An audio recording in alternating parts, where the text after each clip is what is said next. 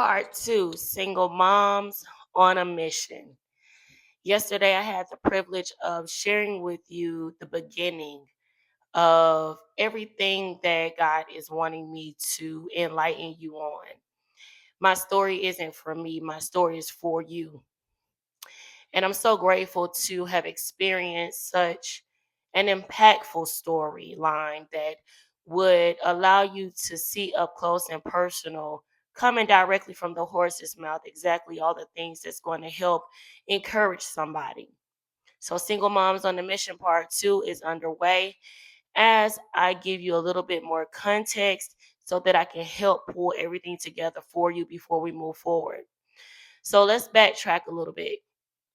The year is 2001.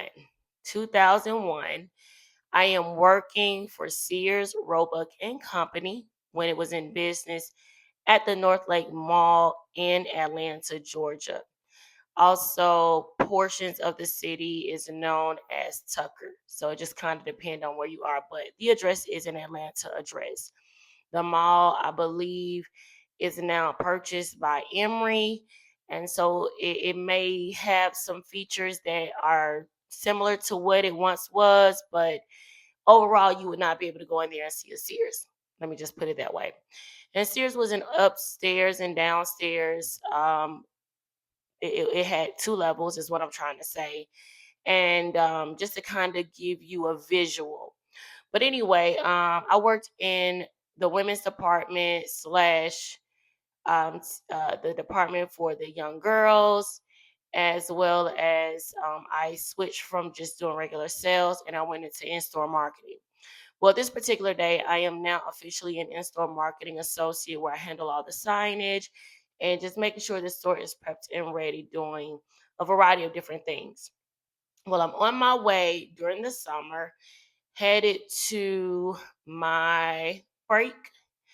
And I remember leaving from the second floor, and security has given me the okay that I'm in the clear to exit the store to go on my lunch break. As I'm leaving to go on my lunch break, I see a gentleman to my left with several guys, but this one particular gentleman was kind of walking ahead of the guys he was with, and I remember them talking, and the mall is booming at that time, so people everywhere, so to speak, just pretty much in a nutshell. Well, as I am walking down and I'm passing Parisians, if y'all remember Parisians, I believe there was a store called 579. I'm approaching some other stores, and I just hear, "Excuse me." And I turn around, and there's this gentleman. And the gentleman proceeds to introduce himself. He asked me where I'm going. I told him I'm on my lunch break and I'm headed downstairs to the food court. He asked if it was okay if he walked with me. I said, "Well, aren't you with those guys?" And he was like, "How do you know?" I said, "Well, because I saw you guys together. So I pretty much figured y'all were all, individuals that knew each other or whatever." And so he was like, "Yeah, those my boys, but they ain't paying me no attention. They in their own world. We at the mall, we kicking it, blah, blah, blah." So I was like, "All right, cool." So we end up going to the food court, and I believe that one of the guys was like, "Hey, yo, let's get ready to go. We need to go and take care of such and such, whatever that was." And he was like, "Can I get your number?" And I was like, "Cool, well, just give me your number and we'll connect like that." Well, needless to say, we exchanged numbers, and I should have taken note of that first red flag because we talk about red flags all the time now. That's just the culture and time that we're in. Everybody's like, "You didn't see the red flags."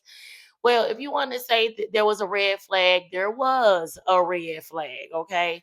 And I decided to call the person. He was handsome, he was nice. It wasn't, nothing that would make me feel like, "Oh my God, I shouldn't communicate with him." But I gave it a shot. So I reached out to him. And I remember when I reached out to him, I remember his sister answering the phone when I called, and she was like, and I'm not going to say any names or anything like that, just for privacy purposes, but just know that I want to give you context, okay?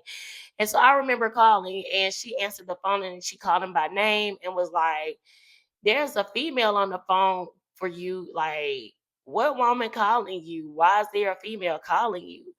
And I didn't think anything of it. It didn't register like it was something that I should be alarmed about. But I'm just like, why would she say that? And I remember, and then he gets on the phone, and if I can recall, I think I might have asked him why she was wondering, what was the purpose of me calling as a female. But he was like, man, don't pay my sister no mind. She just talking or whatever. So again, it goes above my head. I ain't think nothing of it. Fast forward, that's it. We ended up communicating another time. And then I learned that he had a daughter, and I remember actually seeing his daughter. I remember her being in her car seat. I remember him coming to my home, and we met up outside in the driveway of my home. And at the time we were living in Lithonia. And so, it was just a real chill thing. It wasn't nothing dramatic or nothing like that. But I really did begin to grow to really like this person. So, I had no questions. There were no thoughts in my mind to feel like he was up to no good. I mean, because people had children then, just like they have children now, right? So, anyway, from that point, we kept in communication. Again, I never had any questions about who he was. No extra red flags out there to make me feel like this person is in a relationship. It just did not surface for me to think. I never saw a ring because he never wore a ring. It wasn't nothing for me to question whatsoever. But anyway, I will say that that was like the general sense of how my son, dad, and I met. My son apostrophe s. That's just the English version of how it should be said properly. My son's is dad. But anyway, that's how we met, and that's how it happened. And so anyway, beyond that, I would have never thought that I was pregnant, because it wasn't like he was asking me for sex. I wasn't throwing it out there to him. Like, I wasn't with anybody. I wasn't seeing anybody because I had already been promiscuous, and I'm like, whatever.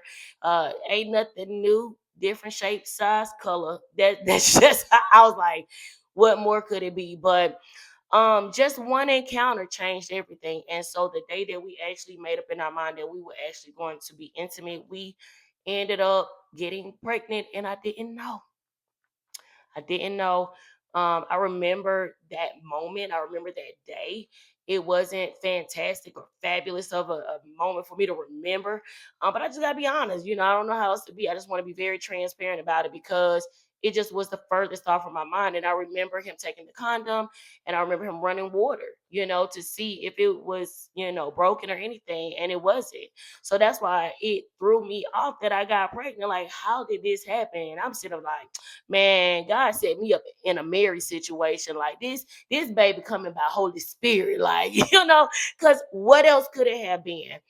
And then God reminded me of something, so, which I don't want to go too vulgar and too far into that, but he had to express to me, just in the simplest of moments, how things can change. But I like I told you guys, I want to be very transparent, because a lot of people need transparency. A lot of people need honesty. A lot of people want to hear the stories, and I love talking about the reality, because we don't want to talk about the reality of what happens with so many of us and why we end up in certain situations. But I do want to say this before we move on.